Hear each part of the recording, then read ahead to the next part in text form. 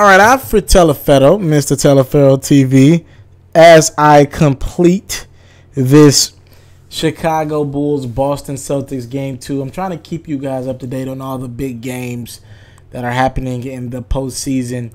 Look, man, let me be honest with you.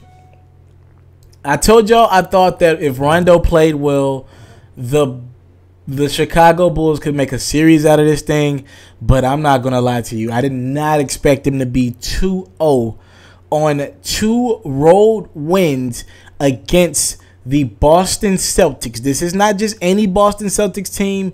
This is the number 1 seeded team in the Eastern Conference. I just watched this game in totality, and I'm going to tell you straight up. A lot of people out there are going to say, oh my gosh, look at the stats. Jimmy Butler is killing the Boston Celtics. He's the best player on the court. And yes, I do believe Jimmy Butler is the best player on the court. But let me make this clear. This series has not been dominated by Jimmy Butler.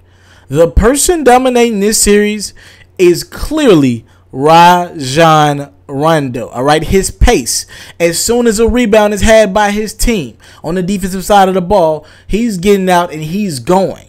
He is getting out, making plays in transition. I've seen a couple of full court passes from Rondo. You don't see a lot of point guards doing that in the NBA right now. He's actually knocking down a couple jumpers and, of course, getting to the rack. Isaiah Thomas is playing too close up on Rondo. You should be giving him space, or Avery Bradley or whoever's on Rondo. You should be giving him like 5 feet. How LeBron used to treat Rondo and Derrick Rose. You give him like 5 feet of room, and you dare him to make a jump shot. You don't allow him to beat you with the pass, and that is what the Boston Celtics have allowed Rajon Rondo to do, and that's why they find themselves down 2-0 in this series. Also, let me say this. I looked at the stat line, and I realized that Alfred Horford, we share the same first name, even though he goes by Al, he only had 7 points.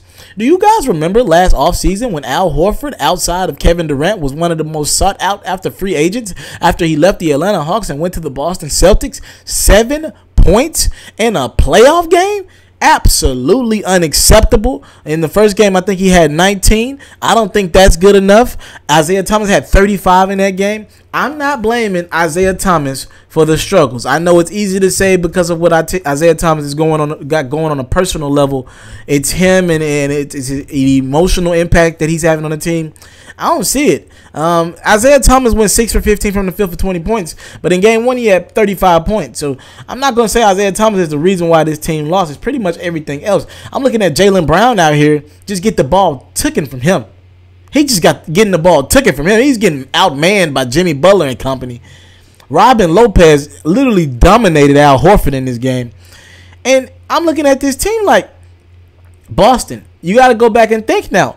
At the trade deadline, for those who don't remember, Teleferro got you covered with the inside sources. I'm going to tell you straight up. Larry Bird of the Indiana Pacers, as we know, he's a Boston Celtic great. He has a great relationship with Danny Ainge in Boston.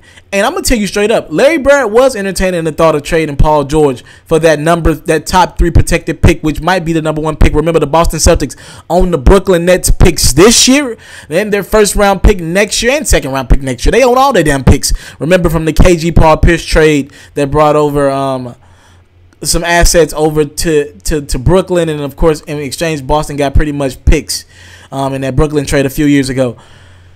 They had a chance to go after Paul George. They had a chance to go after Carmelo Anthony because Phil Jackson, trust me, if you think he would have took a first-round pick for Carmelo Anthony when Phil Jackson doesn't really like Carmelo Anthony, you see how that's playing out right now. Look, Phil Jackson was willing to take Austin Rivers and Jamal Crawford from the Clippers. So you know he would have took a top 3 pick, which probably would have landed him Lonzo Ball. I'm just saying, the Boston Celtics had opportunities to even go after Jimmy Butler. The irony that he's killing them right now.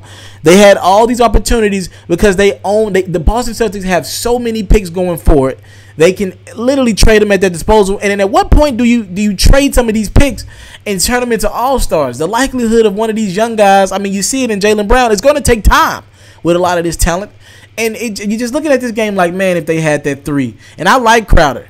But, I mean, you need something else more to compete at a championship level, and they are struggling, and they've dug themselves in the hole. Now, I'm not going to write them off. I think they could easily win the next 2 games in Chicago because Chicago is just that inconsistent. Rondo has just been that inconsistent. But I will say this, like I said in the preview of the series, when Rondo wants to play, an internationally televised game, which all the playoffs will be for this series, that boy plays his heart out. Especially he's playing against an old team that didn't want him anymore. And now you got Dwayne Wade feeling pumped up. Remember, I've been kind of hard on Dwayne Wade because this offseason, Dwayne Wade can find himself in no man's land. If he opts out of his deal, he had a 2-year deal with Chicago Bulls. If he opts out and tests his value in the free agent market, I don't know a team that'll go after him. At the money that he's going to want, I don't know a team that'll go after him. Jimmy Butler's, come on now, a lot of trade rumors since he's been with the Chicago Bulls. He's playing at a elite level. So now you got a lot of guys that have something to prove, and they're up 2-0 heading home to Chicago, and that place is going to be rocking. All right? Alfred Teleferro, Mr. Teleferro TV. What do you guys think? Talk to me in the comment box below. What do you guys think about this? Just something that nobody expected, I believe. Nobody expected the number 1 seed in the Eastern Conference to be down 2-0. I'm telling y'all, LeBron James is smarter than what y'all give this man credit.